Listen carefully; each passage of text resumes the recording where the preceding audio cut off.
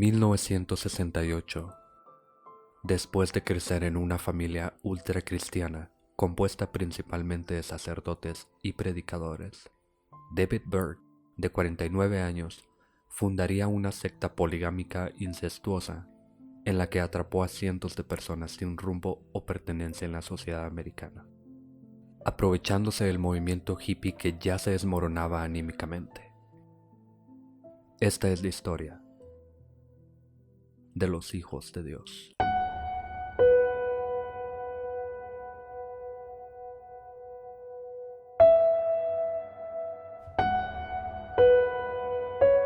Estás escuchando Señales Podcast.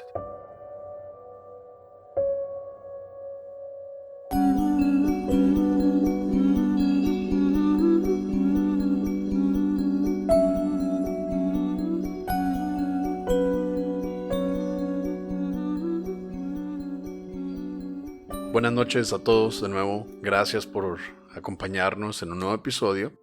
A todos los que nos siguen por Spotify, YouTube, Facebook, iTunes, Instagram. Un saludo a todos ustedes.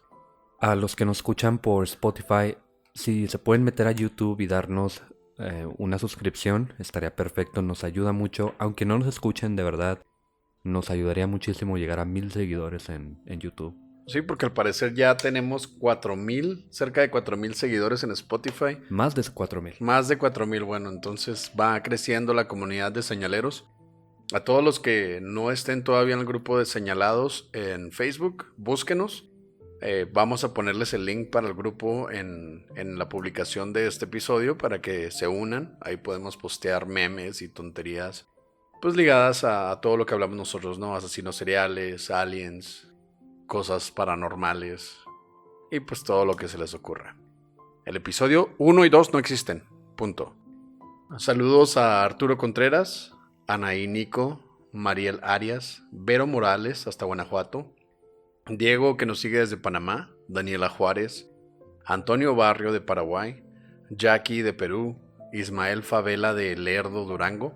Fíjate, por ahí es mi mamá es de un pueblo que se llama Nazas, ahí en Durango. Ricardo González de Colombia, Alan Prado, Nico Lupercio, Pao Belmar Sánchez de Chile, Paola Parga del Estado de México, Valentín Jamán hasta Argentina. Tenemos cada vez más seguidores de Argentina. Un saludo hasta allá. También a Carlos Castro de La Paz, Baja California, Fer Castillo de Hermosillo, Sonora, Marco Lobedo de Argentina. De Argentina de pronto nos siguen mucho. Qué bueno que nos escuchan hasta allá. A Lala López del Estado de México, Rocío García, Diana Carolina de Querétaro, Siboni Treviño, que ya tenemos tu playera, te la mandamos mañana, Karina Grajeda de Colima, Diana Suárez, Michelle Turner, Víctor Rodríguez de Nayarit, primer seguidor de Nayarit que nos escribe, a Miss McCartney, que de verdad cada vez que nos comparten en Instagram una historia yo la comparto inmediatamente. Esa se me pasó, un día duré sin revisarlo, una disculpa, pero ya le dije. A Beatriz Pagua, que nos escucha y estuve platicando con ella, y a dos de nuestras amigas, Irlanda Herrera y a Anita Montes también. Que son chihuahuenses, ¿no? Ellas nos siguen aquí, nunca han querido venir con nosotros a pistear. Digo, a grabar y hacer investigaciones profundas de asesinos seriales. Pero sí, saben, todos los que nos escuchan saben que, pues, al menos yo siempre me estoy echando unas cheves ahí. El día de hoy comenzamos una historia que les vamos a contar a través de 2 episodios. Se trata principalmente de una persona que se llamaba David Byrd. Él nació el 18 de febrero de 1919 en Oakland, California. Él fue el menor de 3 hermanos y sus papás eran... Su papá de origen sueco se llamaba Hjalmar Byrd y su mamá, Virginia Brandt. Ambos eran cristianos evangélicos muy devotos. Toda su familia proveniente de Europa de parte de su papá eran súper cristianos. Pertenecían a una secta menonita judía llamados los Dunkards, y esto proviene del alemán de Pensilvania, que es la palabra Dunke, que a su vez proviene del alemán tunken, que significa sumergir. Esto hace alusión a la práctica de sumergir a los bautizados al río 3 veces, casi los ahogan básicamente. Y son estas personas que se paran con el sacerdote en el río y los meten 3 veces, casi parece que lo están matando. Su mamá, Virginia Brandt, Era supuestamente una atea liberal durante sus años de universidad, hasta que un día sufrió un accidente en el que se cayó de un caballo y quedó confinada a su cama por 5 años, hasta que un día sanó, entre comillas, milagrosamente. Le hablaron a un sacerdote cristiano, él fue, rezó al lado de ella y se supone que simplemente se levantó a caminar y ya no tenía nada. Este evento la convirtió en una de las primeras evangelistas mujeres que especialmente se dedicaba a evangelizar por radio y predicaba la religión original, que se enfocaba en el apocalipsis, en hablar en lenguas, este tipo de personas medio locas que se fanatizan. Sí, o sea, siempre hemos visto que hay gente que proclama que su religión es la única y es la que todos deberíamos de seguir. Los domingos, de hecho, sí era medio molesto que estaba yo en la cruda, sufriéndola, buscando barbacoa aquí en Chihuahua y de repente te tocaban, pensabas que era el de Uber Eats trayéndote la barbacoa y no, sorpresa. Testigos de Jehová, buenos días, te vamos a hablar de la religión que te va a llevar a la salvación. Yo una vez tuve una plática muy interesante con unos testigos de Jehová. Vinieron un sábado, me empezaron a hablar, yo les respondí y regresaron como 3 sábados más. De pronto dejaron de regresar cuando vieron que yo salía con mis notas y todo el rollo. Sí, supongo que cuando ya te ven que no eres así como que un ignorante, que sabes de lo que estás hablando, pues ya se sienten amenazados, ¿no? Y pues ya, es así como que te tachan la casa y no, él es satánico, ¿no? Entonces... Cuando pasa esto de que la madre es sana milagrosamente, los Berg, que era esta familia, son expulsados de su congregación que se llamaba los Discípulos de Cristo porque empezaron a testificar sobre esta sanación milagrosa, pero esto iba en contra de la doctrina de este grupo, no creían en la sanación, y en este tiempo es que nace David Berg, nuestro protagonista. Poco después de que nace él, se unen a la Alianza Cristiana y Misionaria. Fíjate que se me hace bien gracioso, ¿no? Porque se supone que ese tipo de religiones son los mismos que te prohíben ir con doctores, te prohíben que te vacunen, que te saquen sangre, que usen medicinas, porque se supone que Cristo lo cura todo. Entonces, irónicamente, los expulsaron porque Cristo había curado a la señora. No creen en doctores ni que Cristo pueda hacerlo, entonces ahí como que entraron así como que en un pedo, entonces dijeron, no, mejor para ahorrarnos las explicaciones, pues los sacamos de la comuna, ¿no? Los expulsamos. Es como una forma de control, de que tú no pienses que Cristo o que Dios hizo algo por ti, sino que la iglesia es la que tiene que hacerlo todo, aunque no pueda hacer nada, no puedes buscar otra solución, aunque hable el mismo Dios de todas formas. Porque para ellos Dios hablaba ahí con ellos, ¿no? En todas sus congregaciones, supongo. Claro. Aunque todo esto que les acabo de platicar supuestamente no pasó. Una de las hijas de David, que se escapó de su casa lo antes posible en cuanto creció y que se declaró atea además, dijo que en realidad esta sanación nunca sucedió. Dice que su abuela en realidad se encontraba en Fort Worth atendiendo a la Universidad Cristiana de Texas. Entonces es como que inventaron todo eso de la sanación milagrosa para poder empezar su propia comuna, pues, evangélica o como le llamaron. O para sentirse como tocada por Dios o hacerle creer a las personas que era tocada por Dios. Entonces ya traían un plan así medio macabrón, ¿no? Así en medio. Sí. Luego David Berg pasó sus primeros años viajando con sus padres, quienes perseguían su destino supuestamente evangélico con mucha pasión, hasta 1924, teniendo David 5 años, cuando llegaron a Miami, Florida, donde pasaron los siguientes 14 años. Mientras sus papás trabajaban como pastores en diferentes iglesias, viviendo a la caridad de los feligreses, y esto los obligó a vivir muy humildemente. Ya cuando nos pasemos a platicar de cómo vivían en esta secta que crea David mucho después, nos damos cuenta de que desde aquí viene esta necesidad de él por sentir que las cosas materiales no importan, que se puede vivir lo más mínimamente posible con que sigas a Dios, de alguna forma.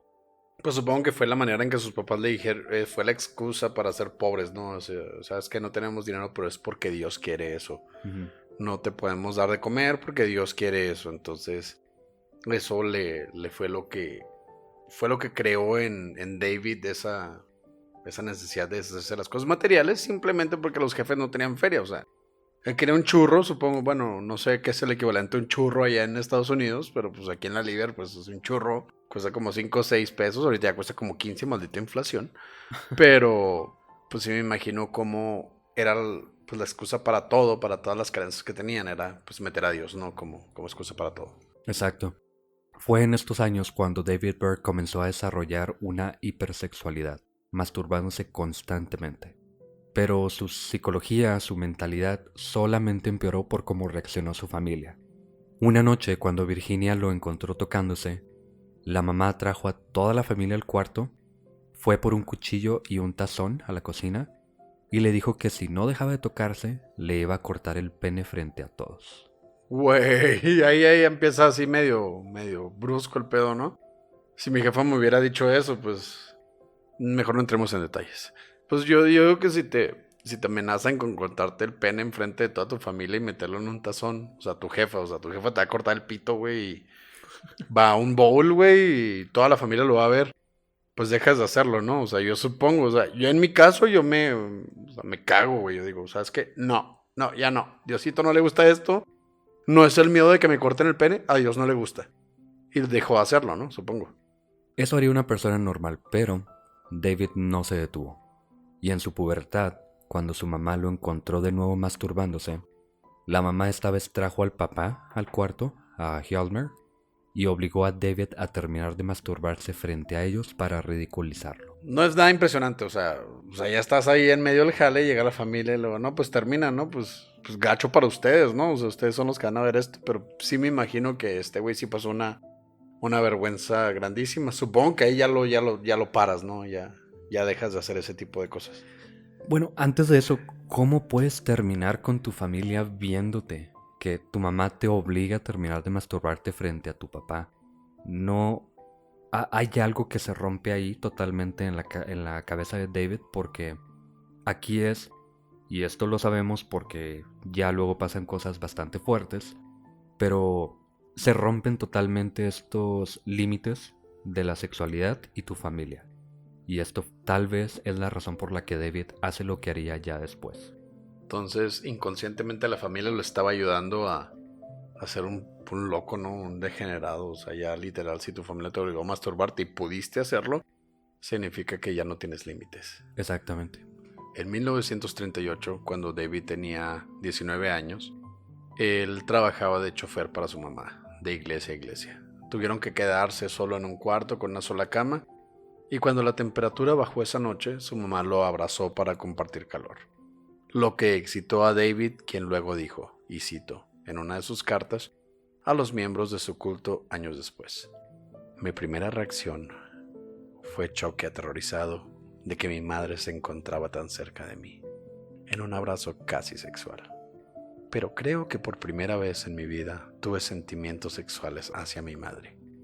Y aunque en esos años me consideraba impotente, recuerdo sentir su cuerpo contra el mío y sus senos en mi espalda. Tenía una bata muy delgada y era una mujer atractiva para sus 55 años, carismática, un poco pasada de peso, pero bonita y atractiva. De pronto tuve un sobresalto eléctrico sexual que nunca había sentido antes, y casi inmediatamente me encontraba erecto. Tal vez, si no fuera tan conservador y tan seguidor de mi teología en ese momento, además de totalmente asustado, podría haber respondido de otra forma y habría intentado satisfacernos a ambos en nuestras tremendas necesidades sexuales y se habría convertido en una hermosa relación sexual, que él usó como justificante para sus prácticas incestuosas dentro del grupo, cosa que viene más adelante. Güey, entiendo si muchas personas necesitan ponerle pausa a este episodio o si nos dejan de escuchar totalmente. Este es un tema muy fuerte. Y esto no es nada para lo que viene después. El segundo capítulo va a ser bastante explícito. Les vengo advirtiendo de una vez. Pero esto es necesario saberlo porque no justifica, pero al menos te esclarece por qué pasa lo que pasa después. Sí, o sea, David ya estaba literal maquinando en su mente cómo sostener relaciones sexuales con su propia madre. No importa qué tan retorcido seas, no importa qué tan enfermo estés, estos límites nunca se cruzan. Estos límites nunca se deberían de cruzar. Años después, en el apogeo de la Segunda Guerra Mundial y con David huyendo totalmente a su llamado, decidió por mejor convertirse en ministro y desertó en 1941, año en el que conoce a su primera esposa Jane Miller, con quien tuvo 2 hijos. 2 años después fueron asignados a una iglesia en Arizona, de donde los corrieron por supuestos escándalos sexuales, aunque nunca se supo qué pasó, y David siempre dijo que en realidad fue porque él quería aceptar a nativos americanos en la congregación, pero la alcaldía se lo impidió. Es decir, David vuelve a contarnos una mentira. Él dice que estaba luchando por los derechos de los nativos americanos para ir a misa, no se lo permitió el gobierno de la ciudad y por eso se fue de ahí. Que es una forma muy conveniente de hacer como que él no tuvo la culpa de nada, porque estoy casi seguro de que sí cometió lo que haya cometido sexualmente, y esa fue la verdadera razón por la que lo corrieron. Después de irse a Arizona, David comienza a trabajar como asistente para Fred Jordan, un evangelista que fundó la Academia Americana del Alma, que era una escuela misionaria, y esto lo hizo por 15 años, hasta 1966, cuando David se fue con su familia ya teniendo casi 50 años de edad. Y en 1968, 2 años después, David se reencuentra con su mamá en Huntington Beach, California, donde ella había aprovechado la caída del movimiento hippie para regalar sándwiches de mantequilla de maní, para luego hablarles de Cristo. Hasta que en 1969, un año después, la mamá muere cuando David ya tiene 50 años. Y dice él entonces que su amargura se convirtió en una voz revolucionaria. Y David empieza a hacer lo que su mamá, se aprovecha de estas personas que no tienen una base en la sociedad. Son hippies que están por ahí nada más drogándose, teniendo sexo, que está chido si eso es lo que quieres, pero hay muchas personas que simplemente lo hicieron porque era la moda, digamos, pero no querían o no podían seguir con esa vida. Tenían novios, tenían parejas que de pronto tenían relaciones con otras personas, se rompía el corazón, no tenían una casa. Entonces esto es una anarquía que no podía seguir ya teniendo vida. Pues era gente sin propósito en la vida y realmente lo único que tenían era las ideologías viejas que tenían de amor libre, según esto, pero al fin y al cabo pues terminó por afectarlos. Fue cuando David aprovechó para meter a Cristo en sus vidas. Y esto no es único de David ni de los hijos de Dios, esto lo hicieron también Hubbard, que es el que hace la cientología, lo hizo Jones, del que ya hablamos en el capítulo de sectas, con Jonestown. Y también lo hizo el famosísimo Charles Manson, el creador de la familia, a la persona a la que le adjudicaron poder decidir quién vivía y quién moría. Pero eso ya será un tema para después. David también usaba a sus hijos, quienes tenían una banda musical llamada Children of God, o Los Hijos de Dios, a quienes ponía a tocar en eventos masivos durante los que daba sándwiches a vagabundos y personas interesadas, y al terminar les daba sermón. Los invitaba a su congregación, en donde misteriosamente todos eran bastante amables, y entonces los invitaba a quedarse, siempre usando sus ideas, pues entre comillas, antisistema. En 1968 publicó su guerra contra el sistema, también entre comillas, en un periódico de California. Declaración en la que criticaba al sistema educativo, la iglesia, gobierno y al sistema familiar mismo por sus tantas fallas. Lo que hizo David para darle estabilidad a estas personas que se encontraban de un modo perdidas fue prohibir las relaciones sexuales libremente. Debían hacerlo solamente las parejas casadas, que era totalmente contrario al movimiento hippie, por lo que mucha gente, como decía ahorita, salió lastimada por no tener límites. Al principio David les dio una estabilidad, aunque fuera bastante estricta. De todas maneras sentían que estaban haciendo algo de sus vidas y que pertenecían a un grupo que tenía una base sólida, digamos. Les dio una razón de ser a los hippies, ¿no? Que en vez de drogarse y coger nada más, pues al menos ya tenemos algo a donde ir, ¿no? O sea, ya tenemos un propósito en la vida, seguimos a Dios. Ya no puedo coger con quien quiera, pero pues esto ya le da un poquito más de sentido a mi vida. Y pues realmente David se estaba aprovechando de gente que estaba devastada, que no sabía qué hacer. Entonces, esto es literal la base del control mental, ¿no? Del lavado de cerebro. En 1969, ya a sus 50 años de edad, y esto es importante, este no es una persona de 30 años, no es un jovencito de 20, de corta edad, digamos. Él ya era un señor y traía detrás de él a muchas personas, sobre todo muy jóvenes, por algo se llamaban los hijos de Dios, que sobre todo tenían unos 20 años aproximadamente. En el 69 David comienza a hacer profecías. Fue entonces que predijo que un terremoto iba a destruir totalmente al estado de California, que es característico de los profetas para mantener a las personas interesadas y en movimiento y para aislarlos más aún de la sociedad. Las personas se comienzan a aburrir si simplemente les estás dando sermones, si les estás diciendo que no pueden hacer cosas. Entonces, tanto él como otros empiezan a predecir el fin del mundo y se tienen que ir a sus comunas, que de pronto va a ser muy común, sobre todo en Estados Unidos. Después de esto, David decidió que dejaran a un grupo en la ciudad de Huntington Beach, en California, que dio inicio a sus colonias, que luego plagarían los Estados Unidos. Así David se fue con un grupo de 50 personas a Arizona, comparándose con los israelitas viajando por el desierto. Y asimismo se dividieron en 12 grupos, haciendo referencia directa a las 12 tribus de Israel mencionadas en la Biblia. A donde ellos llegaban, empezaban a proletizar, usando a las mujeres más atractivas como su imagen, pidiendo donaciones o usando las casas y negocios de los familiares de sus miembros. Nada pendejos, obviamente, pone la más buena para que jale más gente. Y pues ya eres parte de nosotros, somos hermanos todos, entonces pues tu casa es mi casa y pues tu mansión es mi mansión, entonces pues ahí nos vamos a vivir todos.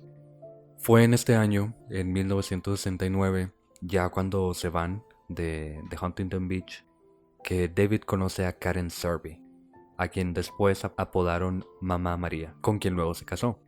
Irónicamente, fue Jane, la primera esposa de David, con quien seguía, quien ayudó a Karen a escaparse de casa de sus papás para unirse al culto.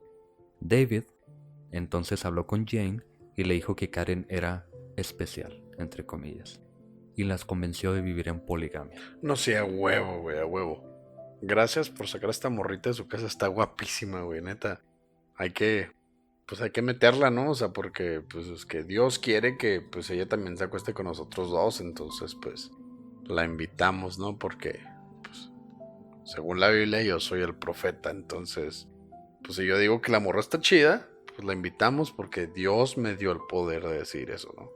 Y en la Biblia hay poligamia por todos lados, así que si él ya se creía el profeta, su esposa lo creía el profeta, todos lo creían, el siguiente profeta, entonces es normal que haya poligamia, que tenga muchas esposas, o al menos dos. Empezamos bajita la mano, nada más una, y nadie dice nada. No sabemos si la esposa estaba muy de acuerdo, pero ella lo estaba siguiendo a cualquier lugar y pasar lo que pasara de todas formas. Pues sí, su primera esposa primeramente la consiguió también por seguir la ideología que traía David, entonces ella le hizo el lavado de cerebro y pues ya era una seguidora asidua de este vato, entonces ya después de eso, pues sí, la misma persona a la que dices que vas a seguir te dice que pues la otra chavita es especial, supongo que estaba buenísima, ¿no? Entonces, pues le dijo, no, pues Dios dijo eso también, pues lo sigues, ¿no? Entonces, ya él se estaba aprovechando de la ignorancia de muchísima gente. Ujú.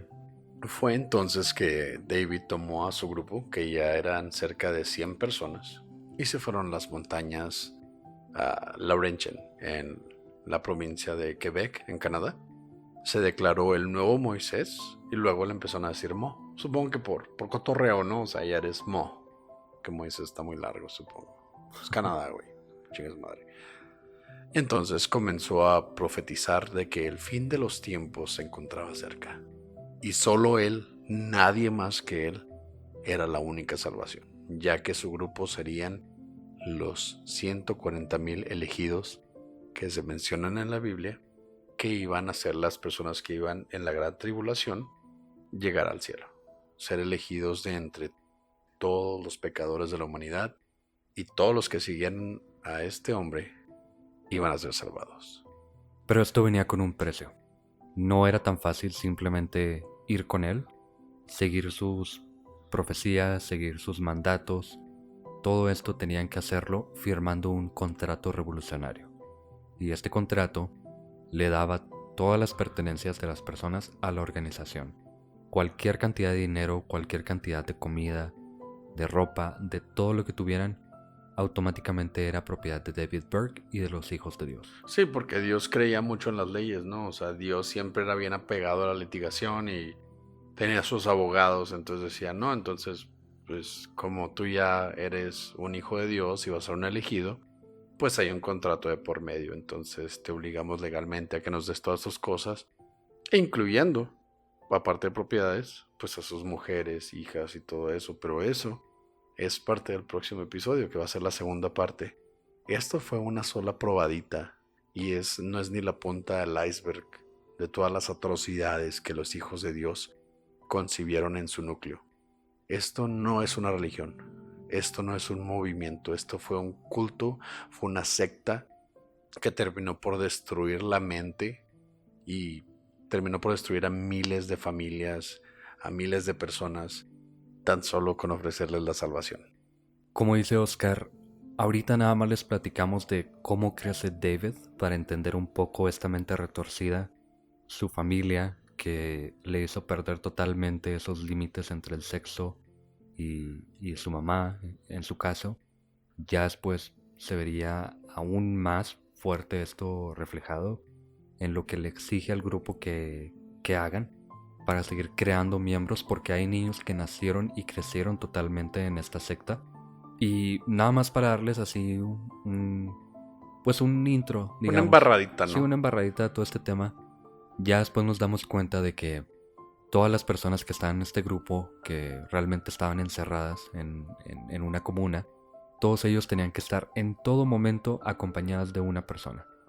Si iban al baño, tenía que estar la otra persona al lado de ellos, tenían que estar estudiando la Biblia, memorizándose pasajes completos, y cuando entraran al baño solamente podían utilizar 2 cuadritos de papel de baño. Tan así de pobres y de controlados estaban, que solamente eso los permitían usar. Sí, y pues esto también nos dice que basándonos la vida de David Berg, él podría haber sido el asesino serial perfecto. ¿Por qué? Porque él también tuvo, como todos los asesinos seriales de los que hemos hablado, tuvo esos problemas de identidad sexual en cierto momento, abuso de parte de su familia. Pero este hombre llegó a manipular a la gente a punto de que lo seguían cientos de personas. Entonces, si él se hubiera ido por ese otro camino tan oscuro, él podría haber matado a millones de personas. Es como la historia de Applewhite, cuando hablamos de Heaven's Gate en el tercer episodio de Sectas, que ahora es el primero. Él negaba totalmente su homosexualidad, se hizo un profeta, se hizo un líder religioso de esta secta que terminó por cometer el suicidio, y para allá va David Berg. Él niega totalmente que tiene estos problemas sexuales, estos sentimientos hacia su mamá, y lo que hace él es, todo este bagaje que tiene ya de crecer en una familia ultra religiosa, de profetas y de todo esto, entonces él lo transforma en una forma de control. En este episodio, de hecho, Pepe y yo evitamos tomar Kool-Aid porque nos da miedo, o sea, nos recuerda. Pero creo que en el siguiente sí vamos a tener así como que una jarra de Kool-Aid sospechosa para Era que Flavor Aid, pero sí. Flavor Aid, pues el pirata, ¿no? Del Kool-Aid.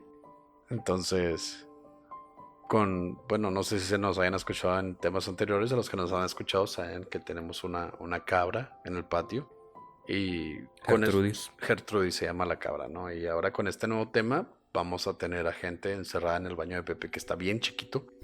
Pero pues vamos a ver si funciona eso de las sectas y vamos a empezar a juntar gente en el baño de Pepe a ver si se quedan. Gracias por escuchar Señales Podcast. Buenas noches.